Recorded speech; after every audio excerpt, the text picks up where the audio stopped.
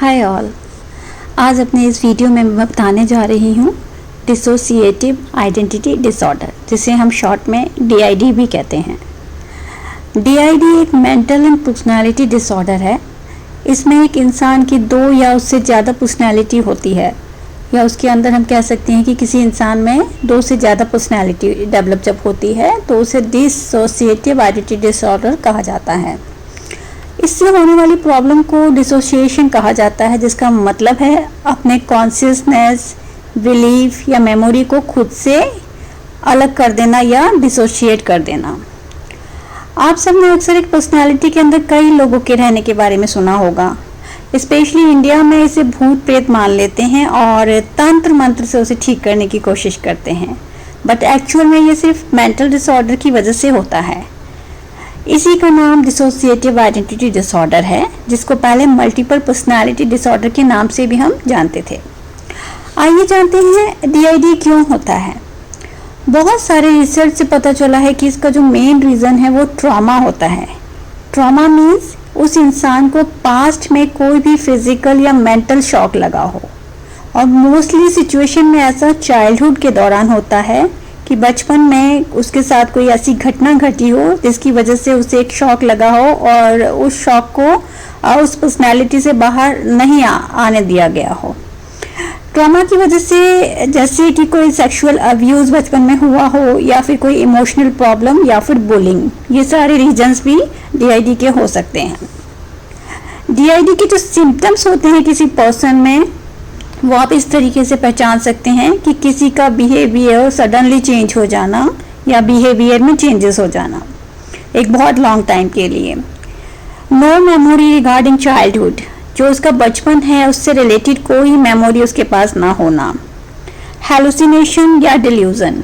Hallucination या delusion means कि उस इंसान को आवाज़ें सुनाई देना जो आवाज़ें नहीं हैं, या फिर लोग दिखाई देना जो लोग नहीं हैं। फॉल्स मेमोरी होना। ये जो सारे सिम्टम्स है ये DID जिस पर्सन में होता है, या मल्टीपल पर्सनालिटी जिस पर्सन में होता है डिसऑर्डर, ये उसमें ये सारे सिम्टम्स दिखाई देते हैं। अब मेन क्वेश्चन ये है कि आखिर में एक इंसान में ड्यूल पर्सनालिटी क्यों डेवलप होती है, या मल्टीपल पर्सनालिटी क्यों डेवलप होती है। इसका सिंपल सा आंसर ये है कि पर्सनालिटी सिर्फ उस ट्रॉमा को हैंडल करने के लिए डेवलप होती है जो जिस ट्रॉमा से वो रीजन बना है। और ऐसा ज़रूरी नहीं है कि किसी में सिर्फ बैड पर्सनालिटी ही डेवलप होगी। किसी में जो ड्यूल पर्सनालिटी होगी वो एक गुड पर्सनालिटी भी डेवलप हो सकती है। किसी में 5 या 6 पर्सनालिटी भी हो सकती है।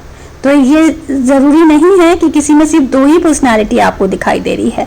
हो सकता है किसी इंसान में आपको 5 या 6 पर्सनालिटी या उससे ज़्यादा पर्सनालिटी भी दिखाई दे, जो वो अकॉर्डिंग टू टाइम अपने आप को डील करता है उस पर्सनालिटी के अकॉर्डिंग।